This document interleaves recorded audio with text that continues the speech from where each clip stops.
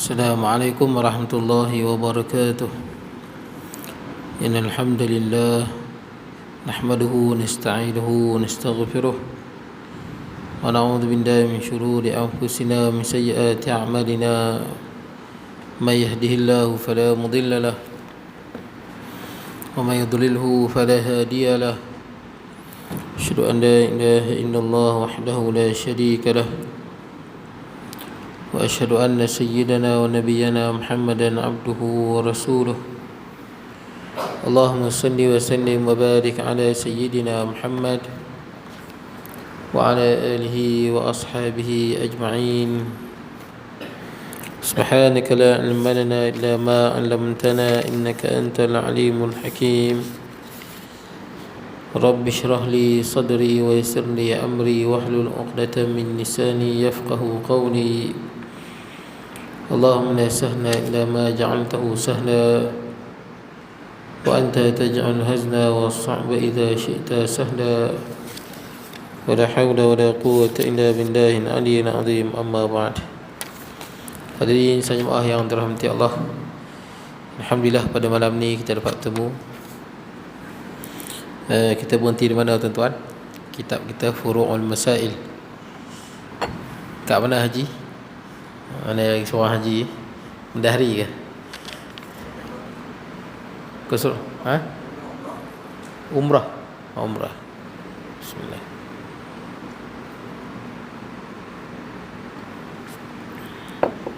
Ada tanda? Kat mana? Surat 25 baris yang ke berapa? Jangan menanggung zikir Allah tu ke? Zikrullah tu. Di situ baik. Jadi kita tengok. Qala musannifu rahimahullahu taala wa nafa'ana bi ulumi fid darin, kata mengarang. Maka ditanya radhiyallahu an daripada kata mereka itu, dan jangan menanggung. Di situ zikir Allah, zikrullah taala tatkala hendak masuk di dalam tandas. Kata Jaujari pada syarah Minhaj, ini tempatnya pada zikir yang harus menanggung akan dia serta hadas seperti azimah dan umpamanya, maka jikalau tiada maka haram. Jadi tak boleh bawa masuk benda yang tertera nama Allah. Tapi kalau azimat, kata Jaujari boleh. Kalau bukan pada itu katanya haram. Ini soalan ini soalan. Jadi kita tengok apa jawapan ni. Maka dijawabnya bahawasanya perkataannya itu tiada dibicara kita kerana menanggung Quran dengan berhadas itu haram, sama ada hendak masuk dalam tandas ataupun tiada. Jadi yang tanya ni dia pelik lah, sebab dalam kalau perkataan kertas yang ada nama Allah, kalau buat masuk dalam tandas ada khilaf di kalangan ulama. Sebahagiannya kata kalau azimah makruh, macam baju polis tu kan, dia ada Allah Muhammad, kan ada sebahagian Allah Muhammad tu. Jadi apa hukum dia? Hukum dia makruh. Kalau dia kecil kecil, tak apa jelas macam tu lah, lambang dia kecil, makruh. Kalau besar hukum dia haram. Tapi jawab pengarang ni, menanggung nama Allah tak sama dengan menanggung Al-Quran. Al-Quran ni sama ada kita nak masuk dengan dalam tandas ke, tak masuk tandas ke. Kalau kita berhadas, haram kita menanggung Al-Quran. Berbeza dengan semata-mata kertas yang ada nama muazzam, nama Allah, Allah Ar-Rahman Ar-Rahim. Itu kalau kecil, macam sekadar nama di baju kan, kecil itu hukum dia makruh. Tapi kalau besar, baru dia jadi haram. Baik. Atau tiada, hanya dibicara kita makruh memasukkan satu itu yang dinama muazzamnya harus menanggung dengan hadasnya. Nampak? Kita makruh memasukkan satu yang ada nama muazzam. Nama muazzam ni nama yang dimuliakan lah. Terutama nama Allah, kemudian nama-nama Allah yang 99 tu. Jadi makruh kita masukkan yang harus menanggung dengan hadas. Tapi kalau kita dalam keadaan berhadas, kita tak ada wudu atau berhadas besar, boleh saja kita pegang kertas yang ada nama Allah. Tak apa. Tapi ada pun Quran tak boleh. Mesti kita dalam keadaan berwudu. Baik. Jadi kesimpulannya tuan-tuan, nama Allah kalau masuk dalam tandas, kalau azimat, kan buat azimat kan, ditutup rapat tu tak apa. Tapi kalau ataupun tulisan yang kecil makruh. Tapi kalau besar baru dia jadi haram lah. Jelas kita nampak kan orang bawa, contohnya Allahu Akbar besar tulisan tu kan, dibawa masuk dalam tandas, tu jadi haram lah kalau jelas nampak. Baik, kemudian ada pun Quran jangan kata masuk dalam, tak ada wuduk pun haram lah kita pegang. Bawa dalam tandas lagi haram lah. Bawa dalam tandas lagi haram lah. Baik, kemudian Su'ila radhiyallahu an, adakah harus membaca Al-Quran di dalam hal qada hajat? Apa hukum baca Quran waktu kita qada hajat? Kalau dalam tandas memang haram lah. Dalam tandas tak boleh baca. Isunya kalau ada orang qada hajat ni di tanah lapang kan, contohnya di hutan ke, di padang pasir ke, dia qada hajat. Dalam tandas memang tak boleh baca Quran, haram. Tapi sekarang ni dia qada hajat di hutan ke, di padang pasir kan, bukan dalam tandas. Jadi sambil dia qada hajat tu dia nak baca Quran. Apa hukum dia? Sambil kencing, sambil buang air besar baca Quran. Syaratnya bukan dalam tandas lah. Syaratnya dia di mana, kawasan lapang lah, tanah ke hutan dan sebagainya, padang pasir ke. Kemudian maka dijawabnya harus membaca Quran tatkala qada hajat, tetapi makruh tanzih fatwa Ramli Kabir. Makruh tuan-tuan. Makruh tanzih ni maksudnya makruh, bukan makruh tahrim. Makruh tahrim ni kalau ikut sebahagian ulama haram lah. Sebahagian kata makruh tahrim ni makruh yang mendekati haram. Kalau makruh tanzih ni makruh yang tidak mendekati haram, dia lebih dekat dengan harus lah. Jadi sebaik-baiknya dalam keadaan qada hajat jangan baca Al-Quran. Jangan baca surah ketika mana qada hajat. Kalau baca hukum dia makruh.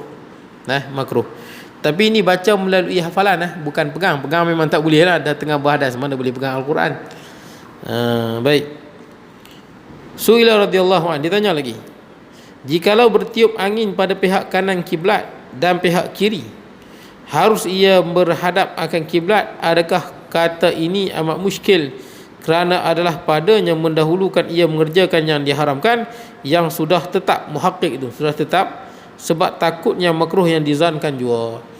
Makna dia, saya sebut kat tuan-tuan sebelum ni dah, kalau orang itu qada hajat di tanah lapang di tanah lapang, haram menghadap kiblat, haram membelakangkan kiblat.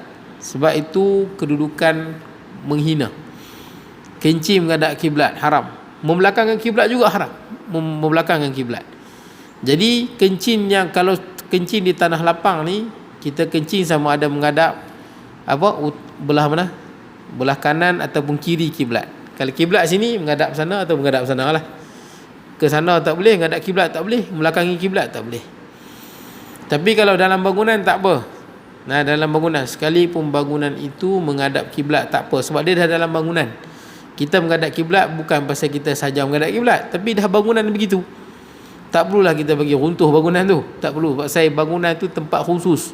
Tak, tempat khusus. Jadi tak ada isu dah menghadap kiblat ke tak menghadap kiblat ke, sebab itu tempat khusus. Baik. Ataupun kalau ada orang tu dia menghadap kiblat, dia ada di depan dia tembok kan. Jarak dia dengan tak jauh 3 hasta, dan tembok tu pun tinggi lebih kurang dalam 1 hasta. Tak apa dah. Apatah lagi kalau dalam bangunan. Baik. Jadi tuan-tuan, sekarang ni dikencing, kata-katalah di tanah lapang lah. Haram menghadap kiblat, haram membelakangi kiblat.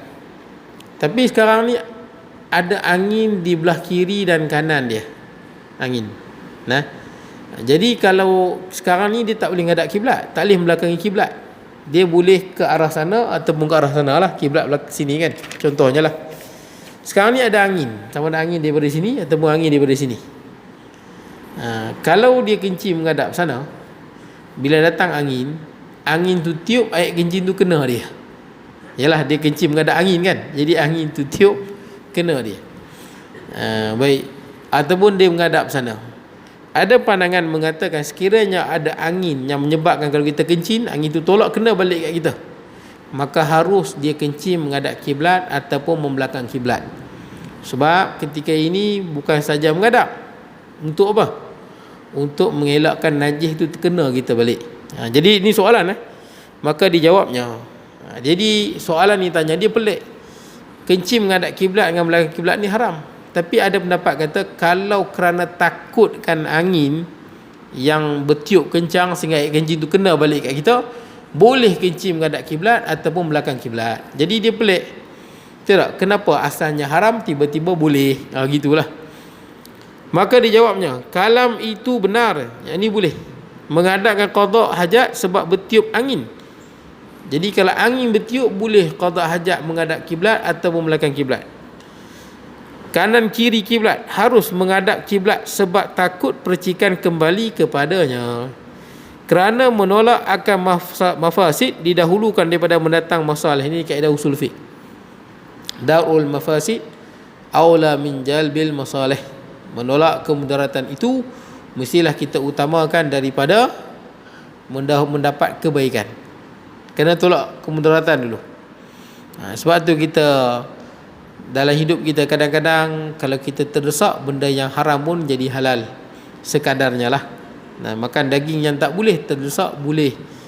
Untuk mengelakkan kemudaratan. Tapi ala kadar lah. Begitulah tuan-tuan. Begitulah. Semua hukum begitu. Jadi dia kata darul mafasid aula min jalbil masalih.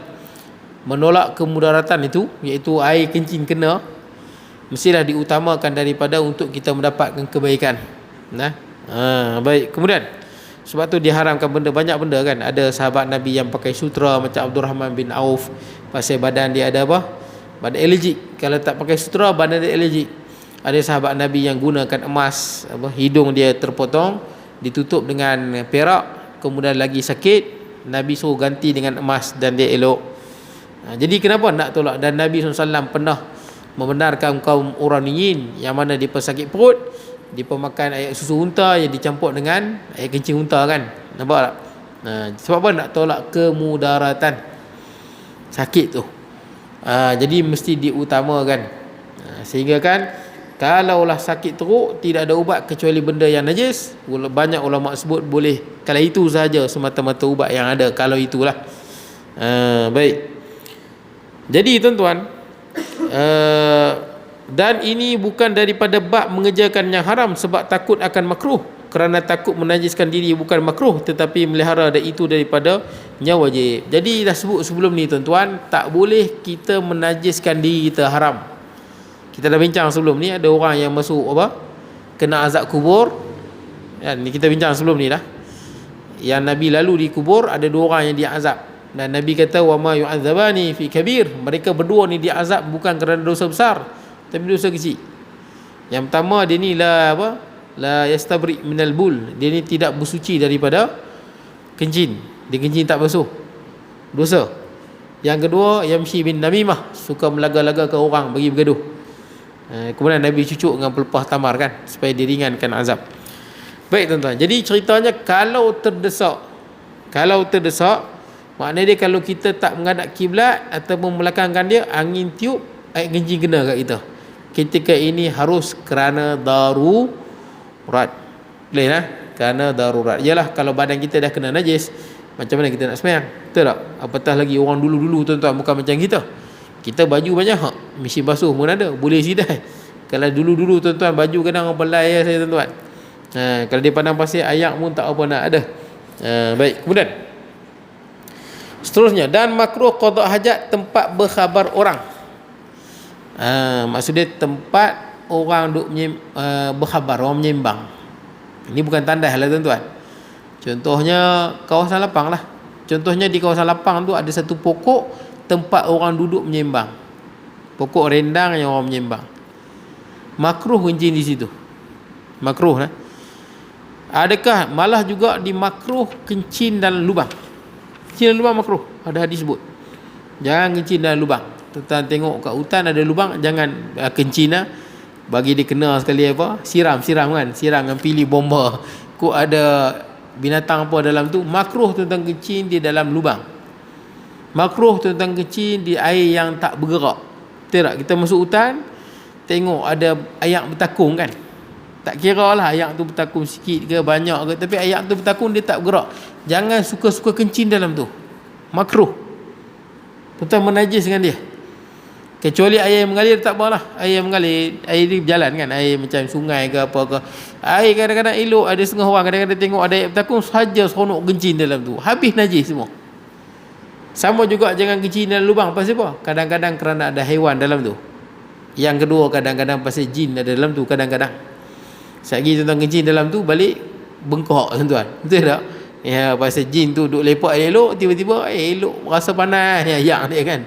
Ku air hujan. Jangan kecil dalam lubang. Sama juga jangan kecil di tempat, kalau kita masuk dalam hutan kita nampak kata nak terkencing sangatlah, kita nampak macam tempat orang duduk-duduk, ada beranda ke, ada apa ke, ada kursi ke. Jangan kencing di tempat orang duduk ramai-ramai, orang menyembang, jangan, makruh. Adakah istisna dikecualikan? Maksud dia, jikalah tempat berkhabar itu, jikalau berhimpun padanya tempat mengambil cukai atau umpamanya, adakah lagi makruh juga atau tiada? Cuma dia tanya kalau tempat berkumpul ni tempat orang kutip cukai. Cukai ni tuan-tuan, kalau dulu-dulu haramlah kutip. Pasal apa haram kutip? Sebab orang Islam telah dikenakan zakat. Itu hukum dia. Orang Islam telah dikenakan zakat. Cukai ni dikenakan pada siapa? Cukai ni dikenakan pada orang yang bukan Islam. Sebab mereka tak kena zakat. Jadi bila mereka tak kena zakat, mereka kena cukai lah. Orang Islam dah kena zakat. Baik. Jadi tuan-tuan, dulu-dulu ni sebahagiannya cukai tuan-tuan. Sebahagiannya cukai. Dia ambil cukai ni untuk mengkayakan orang yang di atas. Orang di atas dapat cukai jadi kaya, senang. Jadi cukai ni haram lah tuan-tuan. Haram dengan ijma' lah. Sepakat ulama' kalau begitulah. Dapat cukai nak mengenyangkan, memudahkan orang atas, orang bawah miskin. Orang Islam telah dikenakan zakat. Tapi cerita perbahasan panjang lah tuan-tuan berkenaan cukai yang ada sekarang lagu mana tuan-tuan. Cukai yang ada sekarang, contohnya tuan-tuan, kita ada cukai pendapatan, kita ada cukai apa lagi tuan-tuan? Cukai. Tapi cukai pendapatan pun tuan-tuan dapat balik kalau tuan-tuan bayar zakat, betul tak kan? Tuan-tuan dapat claim balik. Lepas tu cukai pendapatan ni pun dia ada lagi lah. Kalau macam saya ni anak 5, bini tak kerja, memang dapat backdated balik lah semua tu. Baik. Jadi tuan-tuan cek balik lah tuan-tuan lagu mana lah. Sebab ramai juga orang yang tak keluar zakat pendapatan, ramai juga. Zakat pendapatan dia tak bayar. Walaupun majoriti ulama zaman kini mewajibkan zakat pendapatan, tapi ada orang dia tak bayar, dia ikut sebahagian ulama lah. Jadi tuan-tuan, itu bagaimana cukai sekarang ini bukan tanggungjawab saya lah. Saya pun tak mampu nak jawab. Ini ikut kepada majlis fatwa lah. Ambil fatwa kena bincang lagu mana, sejauh mana, banyak mana kadar dia, 6% ke 7%, mungkin 3%. Ini semua kena bincang dalam majlis fatwa. Majlis fatwa bincang. Jadi disebut di sini cukai, di sini adalah cukai dulu-dulu tuan-tuan. Memang cukai ni saja nak menekan rakyat. Tidak, rakyat hidup dahlah susah, kena cukai pula. Untuk apa? Untuk mengenyangkan orang atas, orang bawah susah. Jadi cerita di sini tempat yang orang berhimpun untuk kutip cukai. Tempat ni haram lah tuan-tuan. Cerita cukai ni cukai yang haram lah. Cukai yang diambil secara haram. Maka dijawabnya bahwasanya tempat orang yang duduk mengambil cukai itu dan umpamanya daripada duduk berbuat maksiat tiada makruh kerana dikeluar daripada tempat berkhabar yang diharuskan. Maknanya dia kalau ada tempat orang buat maksiat, tak kira lah kutip cukai ke, tempat orang hisap ketum ke, minum ketum kan. Kadang-kadang tempat dalam hutan orang buat minum ketum, pot minum ketum, pot minum arak ke, apa-apa tempat lah. Itu tempat tak makruh kencing, tak makruh berak pun, tak makruh. Pasal itu tempat maksiat. Tak dimakruhkan kencing di mana-mana tempat yang orang berhimpun untuk melakukan maksiat. Boleh tak makruh. Baik, kemudian Su'ila radhiyallahu anhu, ditanya lagi, apabila ditanggalkan seorang yang masuk dalam tandas membaca doa, ditinggalkan seorang yang masuk tandas membaca doa Allahumma inni a'udzubika minal khubsi wal khaba'is, adakah mudarat atau tiada? Ini soalan dia. Dia masuk tandas, dia tak baca doa. Masuk tandas tak baca doa. Doa ni Nabi ajak, ya Allah, aku berlindung denganmu daripada setan betina dan setan jantan dan betina. Ataupun ya Allah, aku berlindung daripada perkara yang kotor kan. Dua makna lah di situ. Perkara yang kotor. Jadi tuan-tuan, adakah bila tinggal doa ni mudarat ataupun tidak? Sebab kita masuk di tempat yang ada banyak syaitan dah tuan-tuan. Jin dan syaitan suka tempat tu. Sebab tu orang dulu-dulu, kalau tuan-tuan perasan, dia buat rumah, dia takkan bubuh tandas dalam rumah. Maksud tak? Dia tak mau ada gangguan. Tu biasanya tandas orang dulu-dulu di luar. Memang kalau tanya orang yang perubatan Islam pun, kadang-kadang dia kata tandas dalam rumah ni pun kadang-kadang boleh jadi asbab jugalah. Boleh jadilah asbab jin suka bertandang lah, gangguan dan sebagainya lah. Kalau kita pun kurang amalan dan sebagainya, boleh jadi jin-jin yang ada dalam apa, tandas dalam rumah tu lah. Tu orang dulu-dulu dia buat. Dia tak mau bubuh bumbung sekali, walaupun rumah besar. Orang dulu-dulu kan tandas belakang sikit. Pasal apa? Dia tahu tandas itu tempat syaitan jin berhimpun. Cuma sekarang ni tuan-tuan dah jadi budaya lah. Mana-mana pun tuan-tuan, rumah ni, dalam rumah tu tandas betul tak? Dalam rumah tu ada tandas. Sekarang ni kalau dah macam tu, kita masuk dalam tandas, bacalah doa, betul tak? Dan kita tahu tandas tu memang tempat dia lah, dan tempat jin dan syaitan. Jadi pertama, kalau tuan-tuan nak masuk tandas, pertama doa ni. Sebelum doa ni dia ada tambah sikit, bismillah, betul tak? Bismillah. Bismillah tu kena baca lah. Kalau tak baca, kalau tak baca bismillah ni, dia banyaklah mudarat dia sikit. Adalah sikit mudarat ni. Tuan-tuan kalau sembah, ada seorang sahabat saya tu perubatan Islam. Dia sebut kenapa dilarang mandi telanjang, terutama orang perempuan lah. Sebab dia kata kadang-kadang bila mandi telanjang, jin tengok, jin berkenan. Ya, mandi telanjang, jin tengok berkenan. Bila jin berkenan itu kadang-kadang dia mengganggu, kadang-kadang lah bila dia berkenan, dia tengok, dia suka. Tapi kalau tuan-tuan masuk, tuan-tuan baca bismillah, jin takkan nampak aurat tuan-tuan. Saya sebut kat tuan-tuan dah, bila tuan-tuan bismillah itu menjadi penghalang antara tuan-tuan, aurat tuan-tuan dengan mata jin. Nabi SAW sebut dalam hadis, satru ma baina a'yunil jin wa aurati bani adam bismillah. Penutup antara mata jin dan aurat anak Adam adalah bismillah. Tuan-tuan kalau masuk tandas baca bismillah, jin takkan nampak aurat tuan-tuan. Tuan-tuan bila nak salim pakaian baca bismillah, jin tak nampak aurat tuan-tuan. Tuan-tuan bila nak bersama dengan orang pasangan, tuan-tuan sebut bismillah, jin tak nampak aurat. Tutup, Allah Ta'ala tutup mata dia. Tersebut dalam hadis. Sebab tu yang bismillah ni penting lah. Dia sebab tu doa ni maknanya bismillah, di depan bismillah. Allahumma inni a'udzubika minal khubsi wal khaba'is. Syaitan jantan dan syaitan betina tak mau kejahatan depa, tu tempat depa. Jadi tuan-tuan, dia tanya pada syekh ni, kalau terlupa baca bismillah pun tak baca, doa ni pun tak baca, apa jadi? Sebab ada setengah orang saya dengar cerita, dia kena penyakit. Punca dia apa? Waktu azan dia masuk tandas. Ada orang dia kena. Sebab masa azan ni memang jin syaitan ni lari ramai-ramai masuk dalam tandas. Semua pakat berhimpun dalam tu lah. Kebetulan dia masuk masa tu, doa apa pun tak baca, dia kena sakit. Ada orang lah, saya bertanya kenapa sakit, dia masuk tandas waktu azan. Wallahu alam jin tu buat apa kat dia. Jadi dia tanya syekh ni, kita tengok apa jawapan syekh ni. Apakah mudarat masuk tandas tempat jin tak baca doa? Baik, maka dijawabnya, katanya tiada mudaratnya pada yang demikian atasnya selama tiada dikehendak Allah Ta'ala akan lainnya. Maknanya tidak ada mudarat kecuali apa yang dikehendaki Allah. Kalau Allah Ta'ala izinkan kena, kenalah kejahatan jin. Kalau Allah Ta'ala tak izinkan, tak kenalah. Wa ma hum bidarina illa biiznillah. Betul tak? Jin ni tak boleh bagi mudarat, sihir tak boleh bagi mudarat kecuali dengan izin Allah. Maksud dia ada je yang kena mudarat kalau Allah Ta'ala izinkan. Allah Ta'ala izinkan, boleh jadi jin boleh bagi mudarat pada manusia. Baik, sebab tu tuan-tuan, apa-apa pun dalam hidup kita baca doa. Apa-apa pun hidup kita baca doa.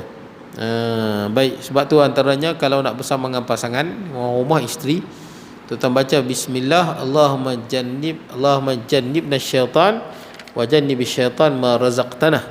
Ya Allah, jauhilah kami daripada syaitan, jauhilah rezeki, yakni anak pada hasil hubungan ini, Jauhilah anak daripada hasil hubungan malam ni kalau dapat anak lah.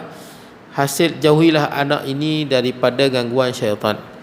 Kata Nabi SAW, kalaulah dia dapat anak hasil pada hubungan itu, maka Allah Ta'ala pelihara anak itu daripada gangguan syaitan. Tapi kadang-kadang orang lupa baca, betul tak kan? Ataupun dah hafal tak sempat baca. Boleh jadi juga tuan-tuan, macam-macam lah. Tapi sebaik-baiknya kita baca lah. Saya ajak doa ni, ada orang umur nak dekat 70, Ustaz ulang balik, Ustaz ulang balik. Umur 70 lebih ulang balik. Dia nak baca tuan-tuan. Baik, jadi yang mana itulah doa dia lah. Lakulah doa lah menjadi perhubungan antara kita dengan Allah. Baik, kemudian kita tengok seterusnya.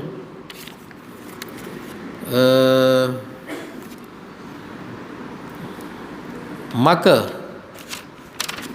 Suila radhiyallahu anhu, dia tanya lagi, kencing ia dan berkehendak ia istinja, dan ada di sana itu orang yang haram melihat akan auratnya. Dia kencing, bila dia kencing dia nak istinja lah. Istinja ni maksud dia cuci lah, cuci dia punya apa, air kencing dia tu, sama ada dengan batu ataupun air. Cumanya bila dia nak cuci tu, ada orang, kalau orang dia buka pakaian dia, orang nampak aurat dia. Dia nak istinja, dia nak basuh lah, nak basuh kesan apa, dia buang qada hajat ni. Ada orang yang tak boleh tengok aurat dia. Maksud dia orang yang tak boleh tengok aurat siapa? Kita ada orang yang boleh tengok aurat. Yang boleh tengok aurat kita siapa tuan-tuan? Siapa yang boleh tengok aurat kita? Orang rumah lah, tidak isteri je lah. Adik-beradik pun tak boleh tengok semua, tidak kan? Pusat dengan lutut aurat. Isteri boleh tengok aurat. Kita tidak ada aurat dengan isteri kita, tidak ada aurat lah. Kita juga tidak, suami isteri juga tidak ada aurat dengan kita. Adapun dengan waling kita ada aurat. Dengan isteri tak ada. Walaupun ada orang kata, ada dua orang baca, siapa yang melihat kemaluan isterinya maka dia akan buta. Betul tak orang kata?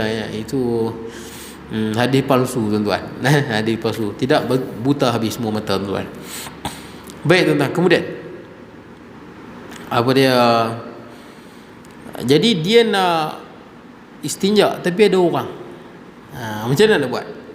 Nak basuh ke tak basuh? Kalau dia basuh nanti ada orang tengok aurat dia. Dan tiada dapat ia istinja melainkan dengan membuka auratnya. Dia tak dapat istinja kecuali dia kena buka aurat dia. Adakah harus ia buka akan auratnya dan istinja ia, atau ia kembali ke rumahnya? Adakah dia boleh buka aurat dia sekalipun orang nampak aurat dia, paha dia dan sebagainya, ataupun dia baliklah rumah, istinja kat rumah lah? Macam mana nak buat? Kalau tak istinja haram, betul tak kan? Kita dah sebut dah, kita tak boleh biar diri kita dalam keadaan najis. Kalau istinja orang pula nampak aurat, ini kita kata tuan-tuan, dalam agama ni kadang-kadang memang perlu pada orang yang alim lah tuan-tuan. Pasal apa tuan-tuan? Pasal kadang-kadang ada dua isu, betul tak? Ada dua isu. Nanti orang tengok aurat kita pun haram, kita tak basuh pun haram. Nak utamakan yang mana? Sebanyak juga dalam hukum hakam tuan, begitulah. Itu yang kena ada usul fiqh, qawaid, nak cari yang mana yang perlu diutamakan. Yang perlu diutamakan. Baik, kemudian tuan-tuan dipanggil aulawiyat. Fiqhul aulawiyat. Fiqh, kita faham perkara mana yang perlu diutamakan bila bertemu antara dua perkara. Maka dijawabnya bahwasanya diharuskan baginya membuka akan auratnya. Diharuskan dibuka auratnya sekalipun orang nampak. Tapi kita tengok tak habis gini.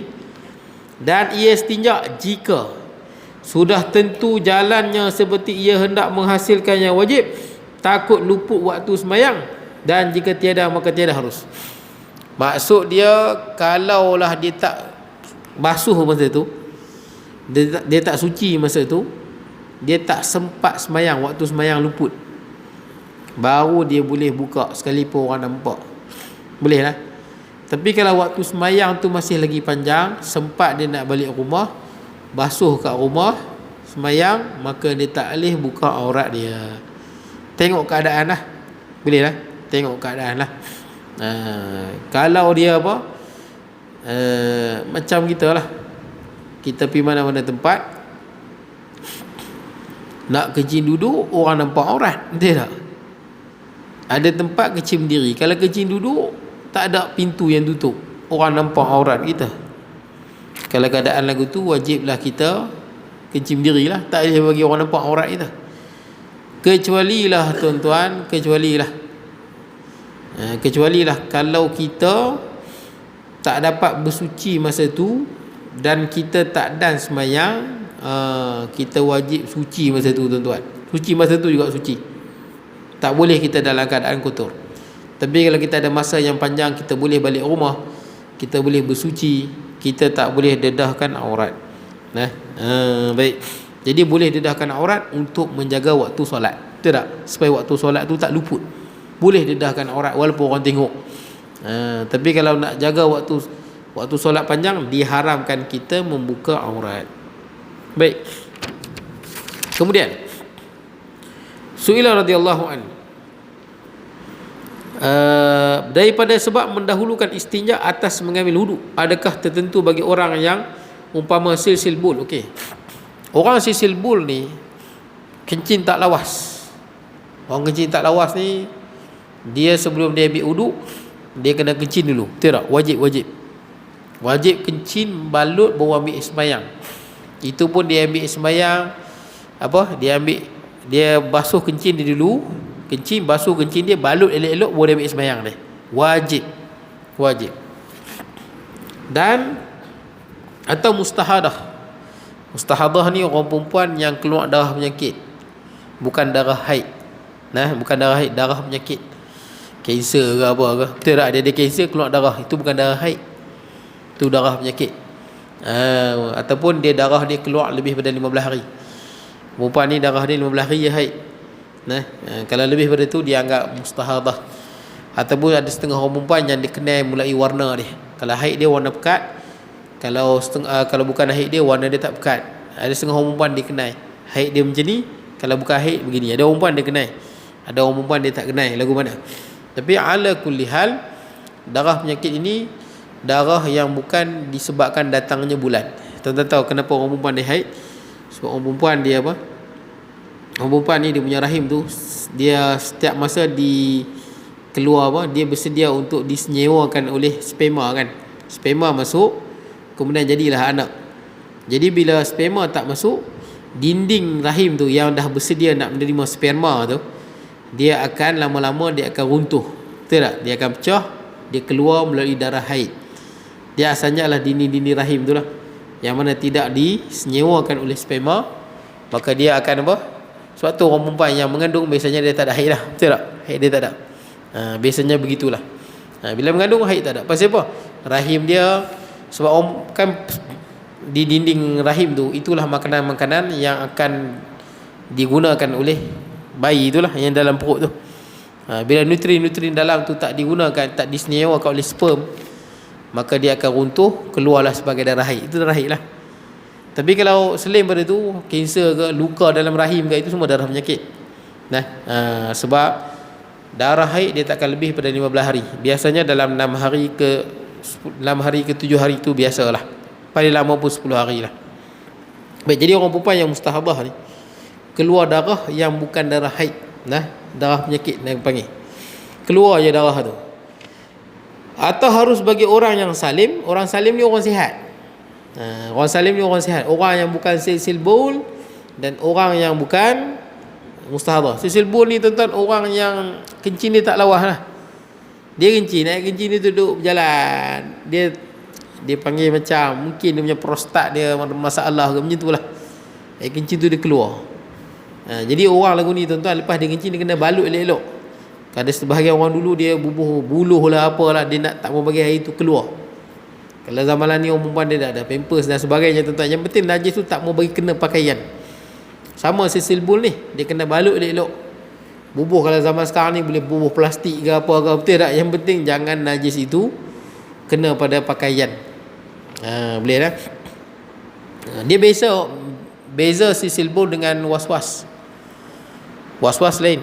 Was-was ni air kencing tu tak keluar, tapi dia rasa macam keluar. Was-was lain. Was-was jangan layan. Sebab was-was daripada syaitan. Quran sebut min syarril alladhi yuwaswisu fi sudurin nas. Itu kerja syaitan, dia akan bisik kat tuan-tuan perkara was-was. Sisil bol ni memang keluar sungguh.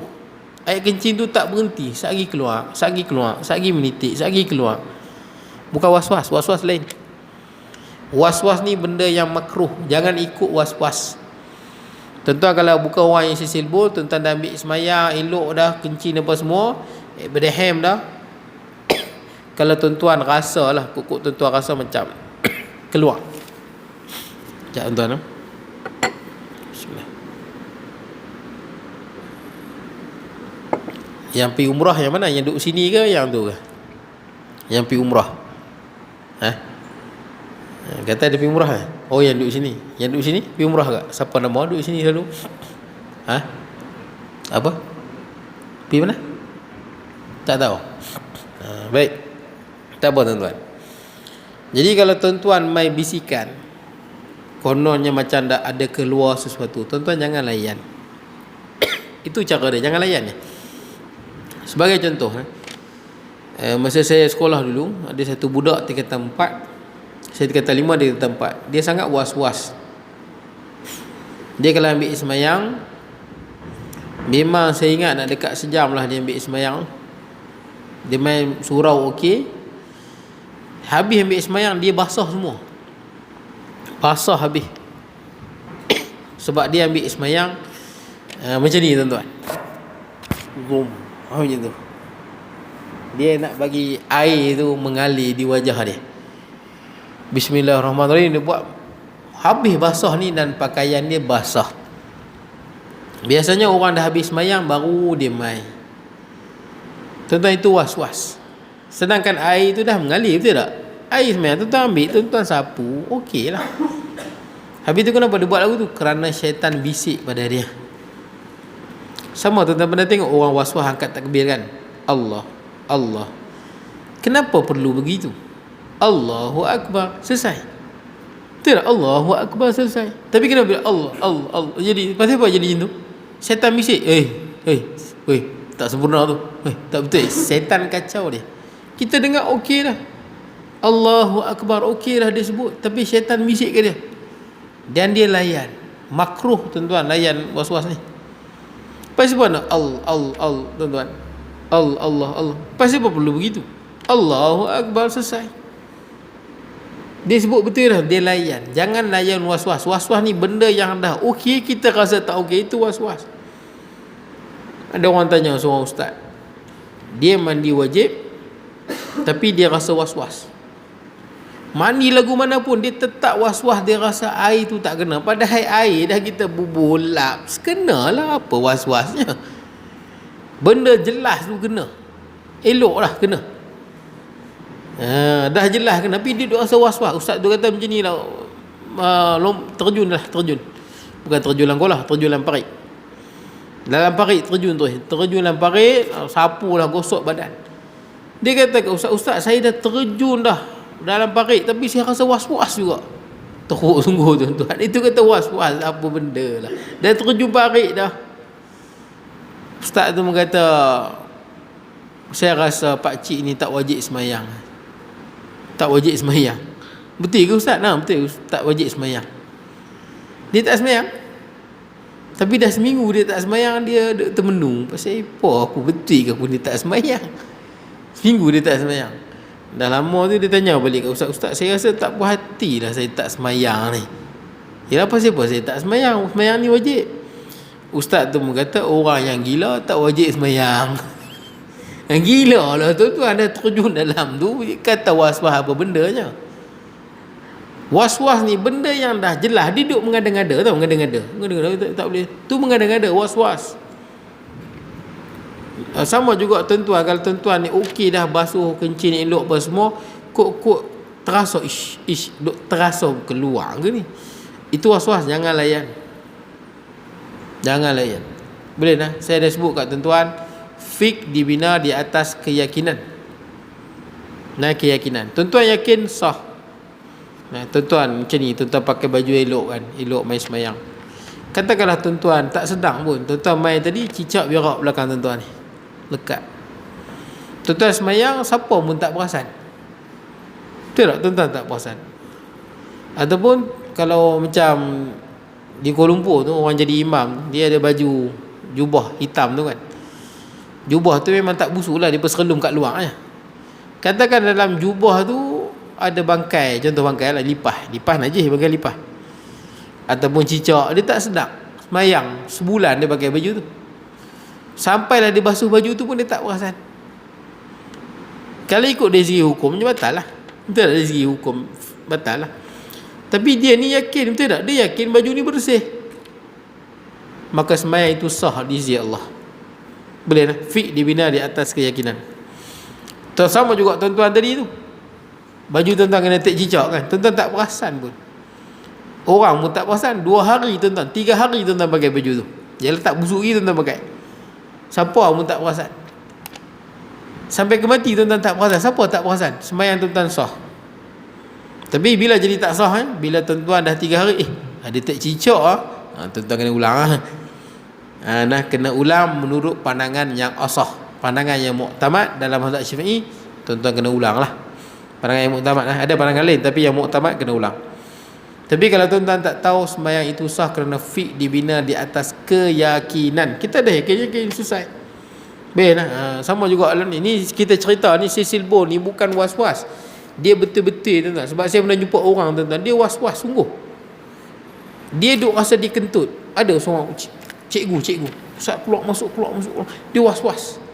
Sebab sampai dia ambil uduk tu, dia punggung dia tu dia selit dengan kain pelekat, dia bubuh celah-celah tu. Kan kadang-kadang kita punya punggung, papan punggung tu kadang-kadang kan angin tu duduk dalam tu. Kita bukan kentut, tapi angin yang berada di antara papan punggung tu. Bila angin tu bergerak, dia rasa kentut. Itu Nabi tak bagi. Oh, yang ni memang suruh berhenti betul dia punya bunyi. Okey tuan-tuan, beginilah. Sebab tu Nabi pernah pesan kat sahabat dia. Sahabat seorang sahabat Nabi itulah, dia rasa macam dia kentut. Kan kadang papan punggung kita kan macam tu, kadang ada angin celah-celah tu. Angin tu bukan angin keluar daripada perut, tapi angin yang terperangkap di antara kelangkang kita tu lah. Bila angin tu bergerak, dia tak batal lah solat. Tu saya tengok ada seorang cikgu tu, dia selitkan pelekat dia celah punggung dia tu, dia tak mau bagi ada angin. Tuan-tuan faham tu? Sebab dia rasa angin tu kentut, dia rasa. Ada seorang sahabat Nabi macam tu, yang mana dia dia rasa macam dia kentut. Nabi kata apa? La yansarif, jangan keluar semayang hatta yastasma' sautan, hang dengar bunyi dulu. Nabi suruh yakin dengar bunyi. Pot, contohnya lah pot. Jangan dah kentut pot, tak kentut lagi ni, itu bohong sangatlah. Atau Nabi kata au tajidu rihan, ataupun kamu bau. Nabi suruh fiqh ni yakin sungguh, jangan aku rasa gini, itu bukan, itu was-was. Cecil Bone ni dia memang sungguh, dia tahu diri dia. Nampak air itu menitik, betul tak? Nampak dia menitik kat semender dia ke kat apa ke, dia nampak menitik sungguh air tu. Dia kencing tak lawas menitik, bukan sekadar kalau tuan-tuan ada kencing elok-elok apa semua, tuan-tuan bukan Cecil Bone, tuan-tuan main gangguan rasa macam ada keluar lah, jangan layan. Boleh lah. Itu saja. Dan saya pernah sebut kat tuan-tuan kan, atau apa, kita dah isyak lah tuan-tuan, saya habiskan inilah. Baik. Salim pula ia takhir istinja daripada wuduk, maka jika kita bahkan, maka apa farak antara keduanya? Baik, gini tuan-tuan, maksud dia, orang yang Cecil Bone, dia mesti Cecil Bone dengan istihadah ni, sebelum dia ambil sembahyang wajib dia bersuci dulu. Bersuci, istinja ni bersuci lah. Yalah, sebab dia ada najis. Nak orang Cecil Bone ni pun air kencing dia tak berhenti lah, dia wajib bersuci dulu. Sama dengan orang perempuan yang keluar darah tak berhenti tu, dia wajib bersuci. Adapun orang yang salim sihat, wajib ke tak wajib? Wajib tak? Sebelum dia ambil sembahyang wajib dah diistinja. Kita tahu tak wajib lah kan, tapi ada orang tanya soalan, tengok apa jawapan dia. Maka Maka bahawasanya mendahulukan istinja daripada wuduk itu sunat, bukan wajib bagi orang yang salim. Orang yang sihat sebelum dia berwuduk sunat dia istinja, dia bersuci. Sunat. Kau rasa nak kencing ke apa, lagilah sunat tuan-tuan. Sunat supaya kita tak tahan kencing kan. Jadi orang yang sihat sunat di istinja sebelum dia ambil wuduk. Sunat saja. Bersalahan yang lain seperti istihadah dan sisil bol mendahulukan keduanya itu wajib. Wajiblah. Pasal dia pun najis, dia pun memang keluar, tak berhenti. Dan bezanya, faraknya bezanya lah antara keduanya kerana bahasanya wuduk orang yang makzur mengharuskan jua dan tiada diharuskan dia serta ada najis. Bersalahan orang yang salim, maka bahasanya mengangkat hadas dengan wuduk. Baik habis tuan-tuan. Ceritanya gini, orang yang sisil bol, orang yang mustahadah, wuduk dia tidak mengangkat hadas, dia mengharuskan solat. Dia listibahatus solat, dia untuk membolehkan solat, tapi dia punya hadas tak terangkat. Memang tak terangkat, najis duk keluar. Boleh lah. Ada pun orang yang sihat, dia punya wuduk mengangkat hadas. Boleh lah. Wuduk dia tu mengangkat hadas. Sebab tu orang yang sisil bol dia tak kata nawaitu raf'al hadasil asghar. Dia sebut nawaitul wudu'a listibahatus solah. Aku ambil wuduk untuk mengharuskan solat. Ada pun wuduk mengangkat hadas adalah orang yang sihat. Orang yang sihat dia bila dah istinja, najis dia tak keluar dah. Boleh lah. Itulah beza dia. Saya ingatkan nak baca habis satu muka ni tuan-tuan, tapi tak sempat, tak apalah. Akan datang kita sambung apa had istinja yang memadai itu pada taharah. Apa had istinja yang memadai pada taharah. Apa had istinja. Sebab tuan-tuan tahu orang yang kalau istinja guna air ni hilang bau, warna dan rasa. Tapi kalau orang istinja dengan batu, dia bekas tu masih ada. Betul tak kan? Bekas tu masih ada tapi dimaafkan. Bekas itu masih ada tapi dimaafkan. Sehingga sebagai ulama sebut, kalau orang yang istinja dengan batu, kalau bekas najis tu masih ada, dia tak boleh bersama dengan isteri dia. Sebagai ulama lah, Syekh Fatwa Syekh Ramli. Sebab takut najis itu terkena pada isterinya. Walaupun bekas najis itu dimaafkan. Bekas najis kan, bila tuan-tuan ngencing, tuan-tuan istinja guna batu kan, bekas najis masih ada. Dia hilang bekas najis itu dengan apa? Air. Itu dah air yang boleh bagi hilang bau, warna dan rasa. Air boleh bau hilang bau, warna dan rasa. Tapi tuan-tuan kalau pakai tisu, tuan-tuan pakai batu, dimaafkan, bekas itu dimaafkan. Bolehlah dimaafkan untuk solat. Itu pun di kawasan itu saja. Ataupun di kawasan lain tak boleh. Itu tak? Di kawasan ini. Di kawasan itu je. Kalau najis itu kena tangan ke kena kaki, tak boleh dah pakai dia. Betul tak? Tak boleh dah. Bekas di tempat lain wajib guna air. Hanya di kemaluan depan, kemaluan belakang saja dimaafkan bekas dia. Kalau guna selain pada air. Cukup sekadar itu, saya minta maaf pada kurangan dan sebagainya. InsyaAllah kita bertemu hari Isnin ni kalau tak silap. Isnin ni 1 bulan Bismillahirrahmanirrahim. Allahumma ja'al jam'ana hadha jam'an marhuma, tafarruqana ba'di tafarruqan ma'subah, wa la taj'al minna syaqiyyan wa la mahruman min tuda wa sallallahu nabiyina Muhammad wa ala alihi wa sahbihi wa baraka wa sallam. Alhamdulillah rabbil alamin.